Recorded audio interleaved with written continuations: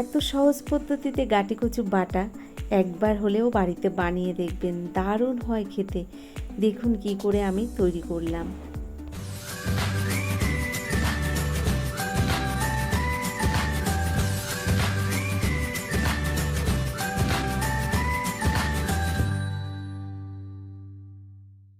গাঁটি কচু বাটা রেসিপিটি তৈরি করার জন্য এখানে 500 গ্রাম গাঁটি কচু নিয়েছি। আর আপনারা দেখুন গাঁটি কচুগুলোর সাইজ বেশ অনেকটা বড় বড় সাইজেরই রয়েছে। আমি দেখুন প্রথমে একটা ছুরি দিয়ে এই গাঁটি কচুর ওপর থেকে খোসাটাকে এভাবে ছাড়িয়ে ফেলছি। তো ছোট্ট একটা ছুরি দিয়ে দেখুন ঘষে ঘষে আমি এই খোসাটাকে তুলে ফেলছি। আপনারা কিন্তু হাত দিয়েও পারেন বা বটি দিয়েও এই খোসাটাকে ছাড়িয়ে নিতে পারেন। এটা কিন্তু খুব একটা কষ্টের কাজ নয়। আস্তে করে এরকম একটা ছুরি দিয়ে আপনারা ঘষা দিলেই খোসাটা সুন্দর উঠে যাবে। তো দেখুন আমি এভাবেই গাঁটি কচুরগুলোর খোসা সব ছাড়িয়ে নিচ্ছি। নমস্কার বন্ধুরা, আশা করছি হয়তো সকলেই ভালো আছেন। টিয়ার রান্নাঘর থেকে আমি তন্দ্রা আজ নিয়ে এলাম গাঁটি কচু বাটা একটা রেসিপি। একদম সহজ পদ্ধতিতে মাত্র 2টো উপকরণ দিয়ে কী করে তৈরি করলাম, সঙ্গে থাকুন, দেখতে থাকুন, আশা করছি ভালো লাগবে। আর এরকম গাঁটি কচু বাটা যদি থাকে গরম গরম ভাতের সঙ্গে, নিমেষের মধ্যে 1 থালা ভাত শেষ হয়ে যায়, আর কিছুই লাগে না এর সঙ্গে। দেখুন আমি এক এক করে এই গাঁটি কচুগুলোকে খোসা ছাড়িয়ে নিচ্ছি। বন্ধুরা অনেকেই আছে গাঁটি কচুর খোসা ছাড়ানোর ভয়ে বা গাল চুলকানোর ভয়ে তারা কিন্তু এই গাঁটি কচু খেতে চায় না। আপনারা কিন্তু এভাবে একবার বাড়িতে বানিয়ে দেখতে পারেন, খুব তাড়াতাড়ি কিন্তু এই রান্নাটা করে নেওয়া যায় আর একদমই গাল চুলকায় না। দেখুন আমি এক এক করে গাঁটি কচুর খোসাগুলো কিন্তু এভাবেই ছাড়িয়ে নিচ্ছি। আর হাতে যদি বড় নখ থাকে তাহলে কিন্তু এই খোসাটা এমনিতেই তুলে নেওয়া যায়। তো আমি এখানে ছুরি দিয়েই খোসাগুলোকে তুলে নিচ্ছি। তো দেখুন আমি এখানে এভাবেই খোসাগুলোকে সব তুলে নিয়েছি, ভালো করে পরিষ্কার জলে ধুয়ে নিয়েছি। আর এবার আমি ছোট ছোট টুকরো করে কেটে নেব। তো এখানে দেখুন আমি একটা বড় মিক্সির জার নিয়েছি, তার মধ্যে আমি কেটে রাখা কচুর গাঁটিগুলো দিয়ে দিলাম।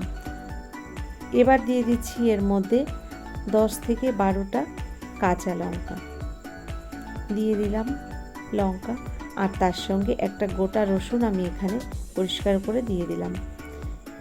আর দিয়ে দিচ্ছি এর মধ্যে 2 চামচ পরিমাণে সর্ষের গুঁড়ো। সর্ষেটাকে আমি আগে থেকেই একটা মিক্সির জারের মধ্যে এটাকে গুঁড়ো করে নিয়েছি। তো আপনারা গোটা সর্ষেও ব্যবহার করতে পারেন একই সঙ্গে, সেক্ষেত্রে কিন্তু সর্ষেটা ভালো বাটা হতে চায় না। আমি ওই কারণে আগে থেকে সর্ষেটাকে গুঁড়ো করে নিয়েছি। আর এই কচুর মধ্যেই সর্ষেটা দিয়ে আমি একসঙ্গে কিন্তু বেটে নিয়েছি।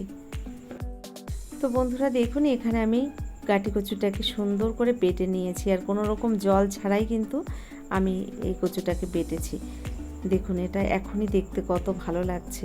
এবার আমি রান্নাটা শুরু করব। তো এখানে দেখুন আমি একটা কড়াই গরম বসিয়ে দিয়েছি গ্যাসের ওপর। কড়াইটা গরম হয়ে গেছে। 4 চামচ পরিমাণে দিয়ে দিলাম সর্ষের তেল কড়াইয়ের মধ্যে। তেলটাকে বেশ ভালো করে গরম করে নেব, নইলে এই কচুটা কিন্তু কড়াইয়ের গায়ে লেগে যাবে। তো দেখুন কড়াইয়ের চারিপাশে আমি তেলটাকে বেশ ভালো করে লাগিয়ে দিলাম। এবার এর মধ্যে দিয়ে দিচ্ছি আমি কিছুটা কালো জিরে ফোড়ন। ফোড়নটাকে হালকা আঁচে বেশ ভালো করে টাইম ধরে ভেজে নিলাম। এবার এর মধ্যে দিয়ে দিচ্ছি বেটে রাখা গাঁটি কচু। গাঁটি কচুটা তেলের মধ্যে দেওয়ার পরে আমি খুন্তি দিয়ে ভালো করে তেলের সঙ্গে এই গাঁটি কচুটাকে মিশিয়ে নেব। এখন হয়তো দেখে মনে হচ্ছে অনেকটা তেল রয়েছে, তবে রান্নার শেষে একদমই তেল থাকবে না। দেখুন আমি ভালো করে মিশিয়ে নিচ্ছি তেলের সঙ্গে। তো বন্ধুরা আমি সকল বন্ধুদের উদ্দেশ্যে একটাই কথা বলবো, আপনারা আমার এই ছোট্ট একটা ভিডিও সম্পূর্ণ ভিডিওটা দেখার চেষ্টা করবেন। যদি সম্পূর্ণ ভিডিওটা আপনারা টাইমের অভাবে নাও দেখতে পারেন, অন্তত পক্ষে 3 মিনিটের জন্য ভিডিওটা দেখবেন, নইলে আপনার চ্যানেলেরও ক্ষতি হবে, আমার চ্যানেলেরও ক্ষতি হবে। দেখুন ছোট্ট একটা ভিডিও, আর টেনে টেনে দেখবেন না। ভিডিওটা দেখার শুরুতে একটা লাইক দিয়ে ভিডিওটা দেখবেন। আমি যাদের পরিবারের সঙ্গে যুক্ত হয়ে আছি আপনারা দেখেছেন, প্রত্যেকের পরিবারে আমি দেখবেন সম্পূর্ণ ভিডিওটা দেখে তবে একটা কমেন্ট করি। আপনারাও ঠিক আমার সঙ্গে যেমন করবেন আমিও ঠিক তেমন ভালোবাসা দিয়ে আপনার সঙ্গে থেকে যাব। দেখুন কথা বলতে বলতে আমি এর মধ্যে লবণ হলুদটা মিশিয়ে নিলাম। তো তো স্বাদ মতো লবণ হলুদটা দিয়ে দিলাম এই গাটি কচুর মধ্যে। ভালো করে দেখুন খুন্তি দিয়ে নেড়ে চেড়ে আমি লবণ হলুদটাকেও গাটি কচুর সঙ্গে মিশিয়ে দিলাম। আর এই রান্নাটা কিন্তু একদম হালকা আঁচেই রান্নাটা করতে হবে। গাটি কচুটা যেহেতু কাঁচা রয়েছে একটু টাইম ধরেই রান্নাটা করতে হবে, নইলে কাঁচা থেকে যাবে আর খাওয়ার সময় কিন্তু এটা গাল ধরবে। দেখুন এভাবে আমি আস্তে আস্তে হালকা আঁচে কিন্তু এই রান্নাটা করে নিচ্ছি। তো বন্ধুরা, আপনারা কে কে গাটি কচু খেতে পছন্দ করেন অবশ্যই সেটা আমাকে জানাবেন। আমার তো ভীষণই ভালো লাগে। তবে এভাবে যদি আপনারা না খেয়ে থাকেন একবার হলেও বাড়িতে বানিয়ে দেখবেন, দারুণ হয় খেতে। দেখুন হালকা আছে কিছুক্ষণ টাইম ধরে আমি এভাবে কিন্তু গাটি কচুটাকে রান্না করে নিচ্ছি।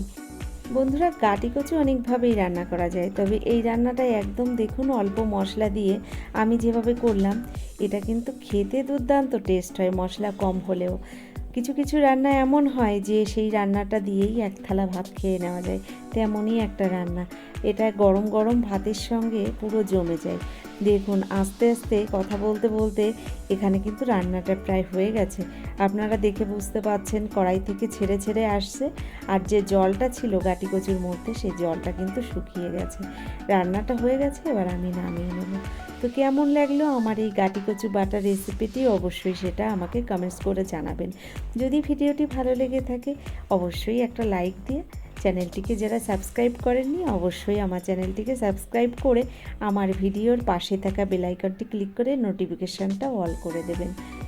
এছাড়া যারা ভিডিওটি ফেসবুক থেকে দেখছেন অবশ্যই আমার পেজটাকে ফলো করবেন। ধন্যবাদ এতক্ষণ ধরে আমার এই ছোট্ট ভিডিওটা দেখার জন্য।